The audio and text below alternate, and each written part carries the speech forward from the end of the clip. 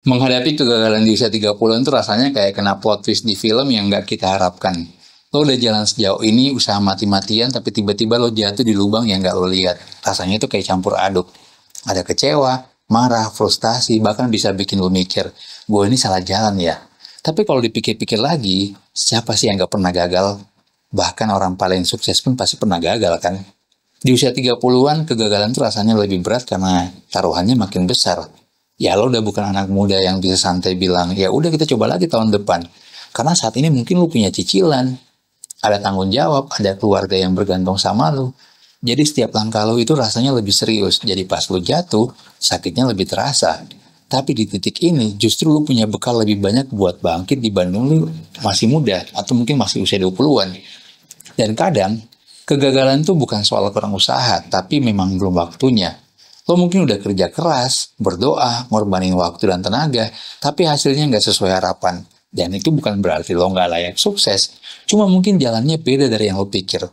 Bisa aja nih ya, ini salah satu cara hidup bilang ke lo, bro, lo butuh plan B. Dan seringkali plan B itu lebih bagus daripada plan A yang lo kejar-kejar. Jadi jangan biarkan kegagalan bikin lo ngerasa nggak cukup baik. Karena lo bukan gagal, sebenarnya lo lagi dalam proses. Dan semua yang lo lewati, itu adalah bagian dari cerita yang mungkin bakal lo ceritakan nanti. Bisa aja nih ya, beberapa tahun lagi lo bakal ketawa sendiri ngelihat perjalanan hidup lo, ngelihat perjuangan lo, ngelihat betapa seriusnya lo dulu mikirin hal ini.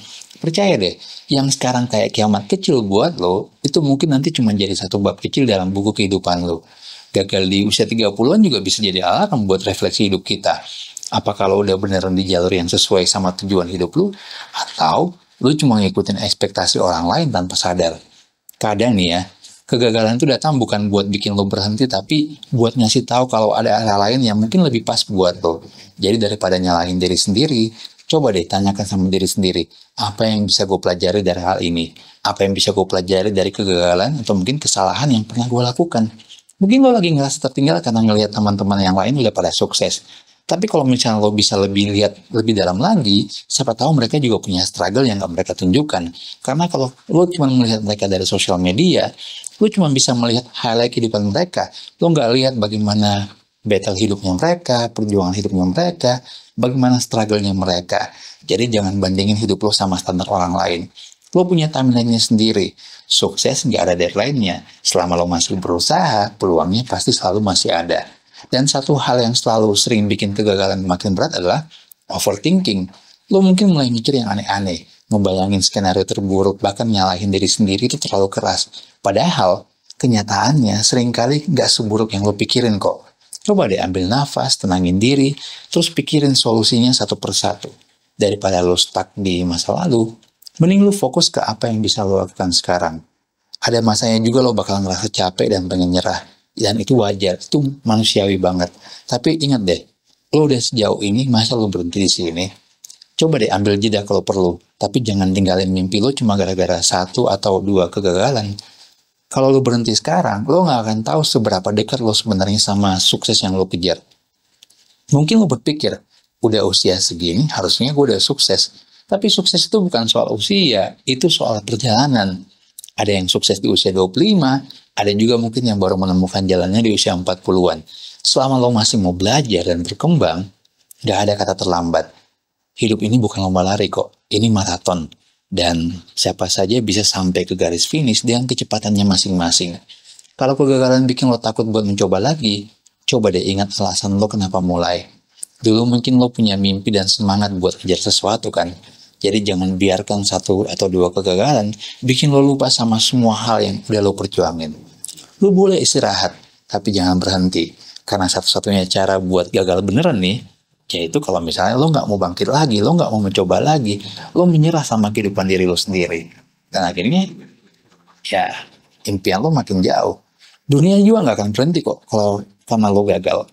Matahari masih terbit, orang-orang masih jalan hidup mereka, dan seharusnya lo juga masih harus tetap lanjut.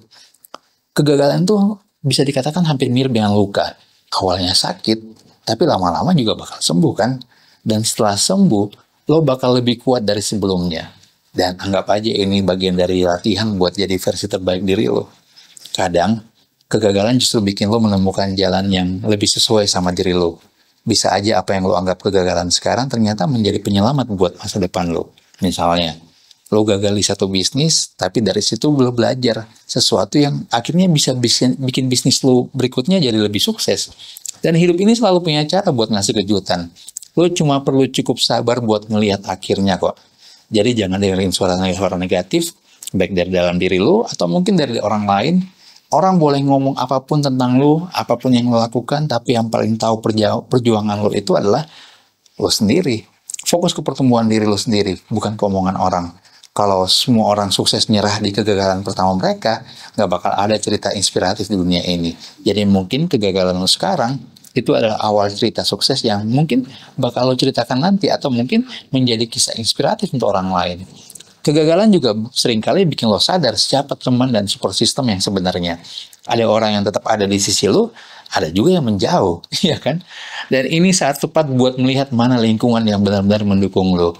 Bersyukur kalau misalnya memang masih ada orang yang percaya sama lo, meskipun lo lagi jatuh, karena kadang satu dukungan kecil tuh bisa bikin lo bangkit lebih cepat, bisa bikin lo makin bersemangat. Dan percaya deh, lo nggak sendiri dalam perjalanan ini. Banyak juga orang lain di luar sana yang lagi berjuang menghadapi kegagalan mereka masing-masing. Lo nggak perlu merasa malu atau mungkin merasa lebih buruk dari orang lain. Semua orang punya battle, punya struggle mereka sendiri-sendiri. Lo cuma nggak bisa melihat itu semua. Jadi daripada minder, lebih baik belajar dari pengalaman mereka dan terus maju. Dan bisa saja seperti tadi saya bilang, kisah lo menjadi inspiratif buat orang banyak. Banyak juga orang sukses yang akhirnya mengalami kegagalan berulang kali sebelum akhirnya mereka berhasil. Ya, seperti Colonel Sanders, pendiri KFC, setelah ditolak ratusan kali. Ada juga J.K. Rowling yang akhirnya bisa menerbitkan buku Harry Potter dan meledak setelah ditolak beratusan kali. Dan gagal itu akhirnya menjadi hal biasa. Yang luar biasa adalah orang-orang yang tetap bertahan meskipun udah jatuh berkali-kali. Dan gue percaya lo bisa jadi salah satu dari mereka kalau lo tetap maju. Jangan berhenti. Jangan lupakan kesehatan mental juga kalau lo lagi dalam proses ini. Karena stres, karena kegagalan itu nyata dan bisa berdampak sama fisik kita. Jangan ragu juga buat ngobrol sama teman, keluarga, atau mungkin bahkan profesional kalau lo butuh bantuan. Atau kalau misalnya lo ngobrol sama gue juga boleh. Lo nggak perlu melewati ini semuanya sendirian. Kadang berbagi cerita itu bisa bikin beban kita terasa lebih ringan. Kegagalan di usia 30-an mungkin terasa lebih berat, tapi juga lebih bermakna. Karena lo udah cukup dewasa buat ngerti bahwa hidup lo nggak selalu berjalan mulus. Lo punya pengalaman lebih banyak, mental yang lebih kuat, dan pemahaman yang lebih dalam lagi tentang diri lo sendiri. Semua itu bisa jadi modal yang kuat buat lo bangkit dan mencoba lagi. Dan yang paling penting, lo masih punya waktu. Segitu aja mungkin dari gue tentang cara menghadapi kegagalan di usia 30-an. Semoga bermanfaat. Terima kasih buat teman-teman yang udah nonton sampai akhir. Kalau teman-teman punya pertanyaan, saran atau kritik, boleh banget tulis di kolom komentar. Atau kalau teman-teman masih bingung, usia 30-an harus mulai dari mana, usia 30-an harus bagaimana, saya sudah nulis e-booknya usia 30-an mulai dari nol belum terlambat. Teman-teman bisa download melalui link yang ada di kolom deskripsi. Jangan lupa subscribe.